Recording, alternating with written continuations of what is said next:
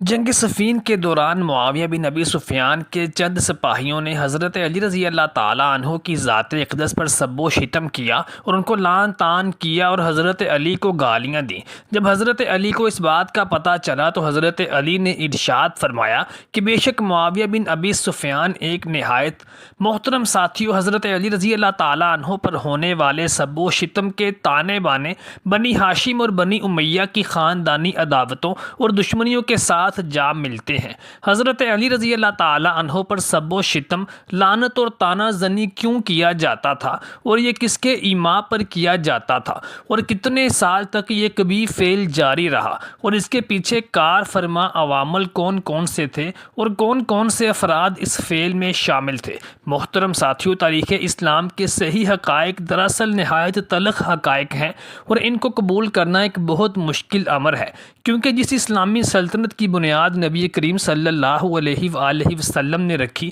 اور جس کی آبیاری خلفائے راشدین اور دیگر صحابہ کرام علیہ اجمعین نے اپنی جانوں کے نذرانے پیش کر کے کی، اور نبی کریم صلی اللہ علیہ وآلہ وسلم کے تربیت یافتہ اور ہدایت یافتہ روشنی کے مینار صحابہ کرام کیوں تھوڑے ہی عرصے کے بعد آپس میں بغض اور عداوتوں کا شکار ہو گئے۔ اس سلسلے کی ایک کڑی مولا کائنات سیدنا علی پر سب و شتم کا ہونا بھی ہے، جو کہ لا تعداد مستند روایات سے ثابت ہے۔ ساتھیوں، عربی لفظ سب و شتم کے معنی گالی دینا بھی ہے، کسی کو غلط کہنا بھی ہے، کسی کو کسی بات پر ٹوکنا بھی ہے، کسی کو آڑے ہاتھوں لینا اور تنقید کرنے کو بھی سب و شتم ہی کہتے ہیں۔ اسی لغوی معنی کو استعمال کرتے ہوئے کچھ لوگ کہتے ہیں کہ حضرت علی رضی اللہ تعالی عنہ پر ہونے والا سب و شتم دراصل گالی گلوچ اور لعنت اور لعن طعن نہیں، بلکہ حضرت علی رضی اللہ تعالی عنہ کو تنقید کا نشانہ بنانے کو سب و شتم کہا جاتا ہے، جبکہ حقائق اس کے بالکل الٹ ہیں۔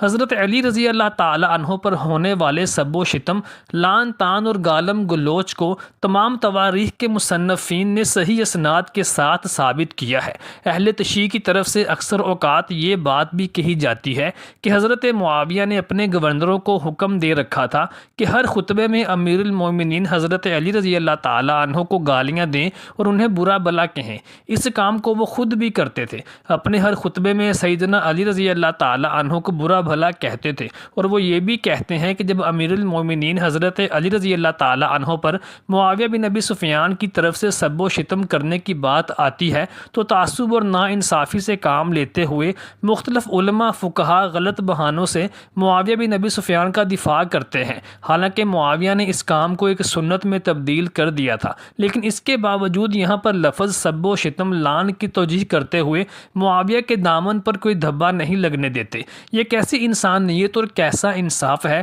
کہ ممبر رسول سے امیر المومنین حضرت علی پر معاویہ کی طرف سے سب و شتم کرنا تو کوئی بات نہیں، لیکن ابو بکر صدیق اور عمر فاروق پر سب و شتم کرنے سے مسلمان کافر بن جاتا ہے اور اس کی جان، مال اور ناموس سب حلال ہو جاتا ہے۔ کیا علی ابن ابی طالب رسول خدا کے صحابی نہیں تھے؟ کیا علی ابن ابی طالب رسول اللہ صلی اللہ علیہ وآلہ وسلم کے خلیفہ اور جانشین نہیں تھے؟ کیا علی ابن ابی طالب رسول خدا صلی اللہ علیہ وآلہ وسلم کے داماد اور ان کی بیٹی کے شوہر نہیں تھے؟ علی ابن ابی طالب یہ سب کچھ تھے، تو پھر ان پر سب و شتم کو کیوں شرعی اور قانونی رنگ دے دیا جاتا ہے؟ جو ان پر اس بدعت کا آغاز کرتا ہے اور پھر اس بدعت کو سنت میں تبدیل کر دیتا ہے، اسے کیوں خالد المومنین کا لقب دے دیا جاتا ہے؟ عزیزان گرامی، اہل شیعہ کا یہ اعتراض یقیناً قابل بحث ہے، کیونکہ مولا علی رضی اللہ تعالی عنہ نے فرمایا تھا کہ اس ذات کی قسم جس نے دانے کو پھاڑا اور روح کو تخلیق کیا، نبی امی صلی اللہ علیہ وآلہ وسلم نے مجھے بتایا تھا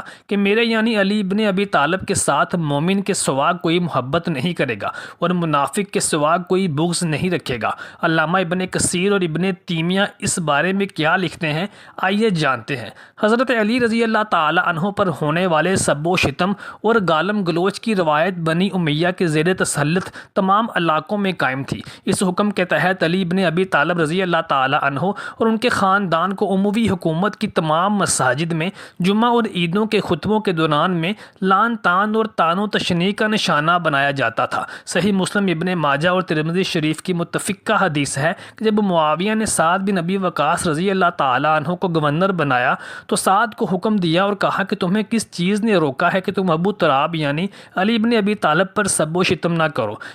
اس پر سعد بن ابی وقاص نے کہا کہ میں نے رسول اللہ صلی اللہ علیہ وآلہ وسلم سے علی کے متعلق 3 ایسی باتیں سنی ہیں جس کے بعد میں کبھی بھی علی پر سب و شتم نہیں کر سکتا۔ صحابی سعد بن ابی وقاص نے مندرجہ ذیل 3 وجوہات کا حوالہ دیتے ہوئے معاویہ کا حکم ماننے سے عذر کا اظہار کر دیا تھا۔ قرآن مجید کے مطابق علی اہل بیت میں سے ہیں جن کو اللہ تعالیٰ نے تمام برے عناصر سے پاک کر دیا ہے۔ پیغمبر اسلام صلی اللہ علیہ وآلہ وسلم کے مطابق علی کا تعلق ان سے ایسا ہے جیسے ہارون کا موسیٰ علیہ السلام سے تھا، تو ایسی ہستی پر سب و شتم میں کیسے کر سکتا ہوں؟ پیغمبر اسلام نے جنگ خیبر کا پرچم علی ابن ابی طالب ہی کو عطا کیا اور اللہ نے ان کے ہاتھ سے فتح سے نوازا، اور ان کو پرچم نوازنے سے پہلے فرمایا تھا کہ میں کل ایک ایسے شخص کو پرچم دوں گا جو اللہ تعالیٰ سے اور اللہ کے رسول سے محبت کرتا ہے، اور اللہ تعالیٰ اور اس کا رسول بھی اس شخص سے محبت کرتا ہے، تو کیا ایسے شخص پر میں سب و شتم اور لعن طعن کروں؟ سعد بن ابی وقاص رضی اللہ تعالیٰ عنہ نے معاویہ بن ابی سفیان سے کہا کہ اگر تم میری گردن پر آرا بھی رکھ دو تو پھر بھی میں علی ابن ابی طالب رضی اللہ تعالیٰ عنہ پر سب و شتم نہیں کروں گا، تو تب بھی تم مجھے ایسا ہی پاؤ گے۔ کیا معاویہ بن ابی سفیان کا یہ اقتدام بھی اجتہادی غلطی یا بغاوت، ظلم، عناد، حسد، بغض مرتضوی تھا؟ صحیح مسلم میں ہے کہ حضرت علی رضی اللہ تعالیٰ عنہ سے بغض منافق رکھے گا، یا یہ کہ گالیاں دینے والی سب روایات جھوٹی ہیں؟ حضرت علی رضی اللہ تعالیٰ عنہ کو 60 سال تک ممبروں،